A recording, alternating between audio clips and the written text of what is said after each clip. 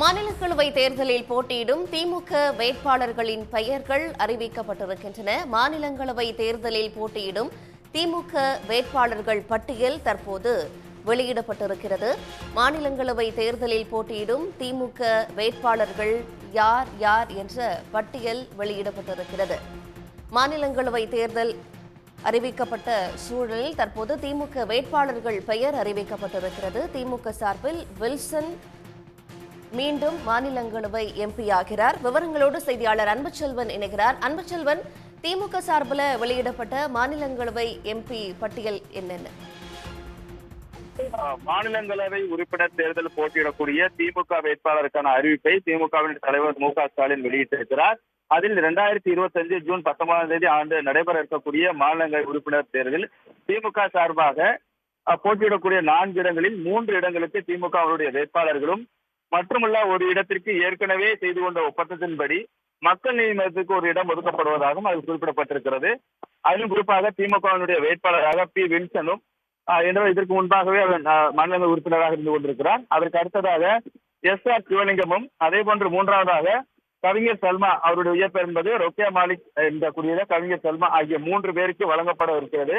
ஆகவே ஆகியோர் போட்டியிடுவார்கள் என்று முதலமைச்சரும் திமுக தலைவருமான மு.க.ஸ்டாலின் வெளியிட்டிருக்கிறார். நாடாளுமன்ற தேர்தலை பொறுத்தவரை, நாடாளுமன்ற மாநிலங்களவை உறுப்பினர் தேர்தலை பொறுத்தவரை அதற்கான அறிவிப்பு வெளியிடப்பட்டிருக்கிறது. இந்த நிலையில் கட்சியினுடைய சார்பாக யார் நிறுத்தப் போகிறார்கள் என்ற எதிர்பார்ப்பு நிலவிக் கொண்டிருந்தது. தற்போது அதற்காக திமுகவினுடைய 3 வேட்பாளர்களாக பி. Wilson, SR. சிவலிங்கம், அதே போன்று கவிஞர் சல்மா ஆகிய 3 பேரும் போட்டியிடுவார்கள் என்று திமுகவின் தலைவரும் முதலமைச்சருமான மு.க.ஸ்டாலின் வெளியிட்டிருக்கிறார். 4 இடத்தை பொறுத்தவரை ஒரு இடத்தை மக்கள் நீதி மையத்திற்கு வழங்குவதாகவும் அதில் தெரிவிக்கப்பட்டிருக்கிறது. குறிப்பாக ராஜ்யசபை தேர்தலை பொறுத்தவரை அடுத்தடுத்த கட்சியை சேர்ந்தவர்கள் தற்போது அதற்கான அறிவிப்புகள் வெளியிடப்படும் என எதிர்பார்க்கப்பட்டிருந்த நிலையில்தான் திமுக சார்பாக இந்த அறிவிப்பு என்பது வெளியிடப்பட்டிருக்கிறது. குறிப்பாக வில்சனை பொறுத்தவரை இதற்கு முன்பாகவே அவர் உறுப்பினராக இருக்கிறார். தமிழகத்தில் மொத்தமாக 6 ராஜ்யசபா காலி சீட்டுகள் இருக்கின்றன. அதில் ஜூன் 19 தேர்தல் நடைபெறும் என இந்திய தேர்தல் ஆணையம் அறிவித்திருக்கிறது. இந்த 6 இடங்களில் தான் 4 இடங்கள் என்பது திமுக வசம் இருக்கிறது. மற்ற 2 இடங்களை பொறுத்தவரை அதிமுக சார்பாக யாரும் அறிவிக்கப்படுவார்கள் என்று எதிர்பார்க்கப்படுகிறது.